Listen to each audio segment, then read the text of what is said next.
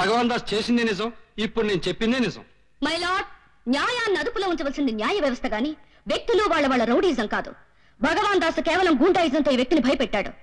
తనకు జరిగిన అన్యాయాన్ని చెప్పుకునే హక్కుని చివరికి కోర్టుకొచ్చి స్వేచ్ఛను కూడా కాజేశాడు. యువరానా, ఈ వ్యక్తికి సంబంధించిన భూమిని ఆక్రమించుకుని రౌడీల్ని కాపలా పెట్టి ఆస్తి హక్కుని భంగం చేసిన ఆ భగవాన్ దాసును కోర్టుకు పిలిపించి గూండా యాక్ట్ కింద అరెస్ట్ వారెంట్ జారీ చేయవలసిందిగా కోర్టు వారిని కోరుతున్నాను. Objection your honour.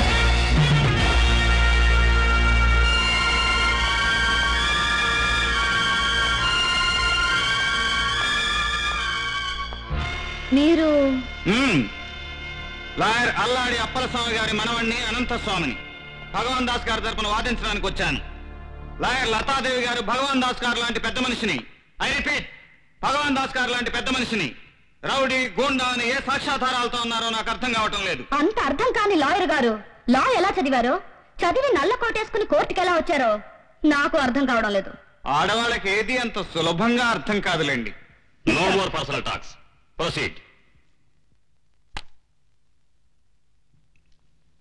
మీ పేరు? ఆంజనేయులు. ఏ ఆంజనేయులు? లంక ఆంజనేయులు. భగవాన్ దాస్ గారు గూండాలను పంపించి మిమ్మల్ని బెదిరించారా? అవునండి, కత్తులతో కర్రలతో దాడి చేశాడండి. ఎప్పుడు? 2 రోజుల క్రితం. అబద్ధం. ఇదేంటిది? 3 రోజుల క్రితం మీరు భగవాన్ దాస్ గారింట్లో జరిగిన విందులో కోడి మాంసం తిన్నారు, భుజాలు అరిగిపోయేలా రాసుకున్నారు, ఒకే మంచం మీద జోకులు, ఒకే గ్లాసులో విస్కీలు, అవునా?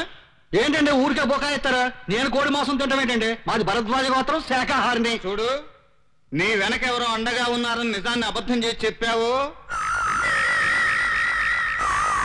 నిన్ను నరుకుతా. చూసారా ఎవరానా? పబ్లిక్ గా కోర్టులో ఒక లాయర్ని నిజం చెప్పమన్నందుకు మీ ముందే నన్ను నరుకుతాను అన్నాడంటే ఎవరు గుండానో మీకే అర్థం అవుతోంది. I object your honour. Alladu Anantaswamy garu నా క్లయింట్ ని కంగారు పెట్టి భయపెట్టి తిమ్మిని బెమ్మిని చేయాలని ప్రయత్నిస్తున్నారు. చూడండి లత గారు, ఎవరిని బెదిరించనక్కర్లేదు.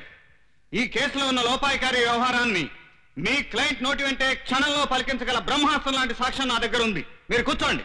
Mister Buster. Yes sir. Bring that agreement.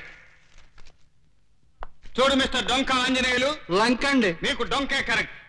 నువ్వు భగవాన్ దాస్ గారు కలిసిన రోజు ఆ స్థలం గురించి ఒక నిర్ణయానికి వచ్చారు.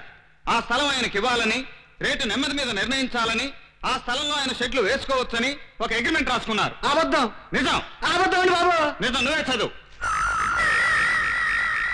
ఇక్కడ భగవాన్ దాస్ కు వ్యతిరేకంగా సాక్ష్యం చెప్పావా, కోర్టు ఆవరణ దాటకుండానే శవం అయిపోతావు. నా మనుషులు కోర్టు చుట్టూ ఉన్నారు. ఇది వెంటనే చింపి మింగేయి.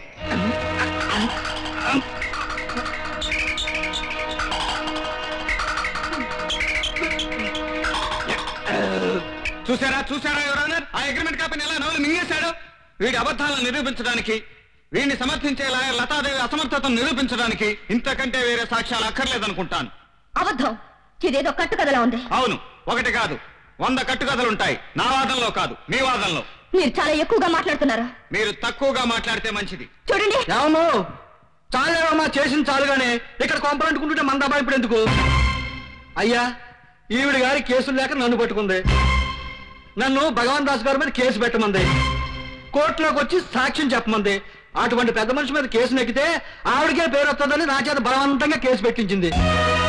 లాయర్ గారు చెప్పమన్నట్టు దాసు గారి మీద అబద్ధం చెప్పినందుకు నేను చాలా బాధపడుతున్నాను. నన్ను క్షమించండి, నాదే తప్పు. ఆ అగ్రిమెంట్ నేనే రాశాను. యువర్ ఆనర్, కోర్టులో కేవలం ఈ బోన్లో భగవద్గీత మీద ప్రమాణం చేసి కేసుల రాతలను తారుమారు చేసే సాక్షుల మాటలను బట్టి తీర్పు ఇవ్వటం వల్లే న్యాయస్థానం గుడ్డిదని, ఇక్కడ న్యాయం జరగదని గోచి పెట్టుకున్న పిల్లవాడి మొదలు గద్దెనెక్కిన పెద్ద మనుషుల వరకు అందరూ విమర్శిస్తూనే ఉన్నారు. అందువల్ల మీరు సాక్షుల మాటలు విని తీర్పు చెప్పకుండా భోజరాజులాగా, కృష్ణదేవరాయలాగా మారువేషాలు వేసుకుని కేసుల రహస్యాలను గూఢచారులా కనిపెట్టి తీర్పు ఇవ్వగలిగితే న్యాయస్థానం మాట పడవలసిన అవసరం ఉండదన్న సలహా. Long live law and order. వాదోపవాదాలు విన్న తరువాత లాయరు లతాదేవి బలవంతం మీదే ఆంజనేయులు కేసు దాఖలు చేసినట్టు రుజువైంది. మరోసారి ఇటువంటి పనులు చేయవద్దని లాయరు లతాదేవిని హెచ్చరిస్తూ ఈ కేసును కొట్టివేయటమైనది.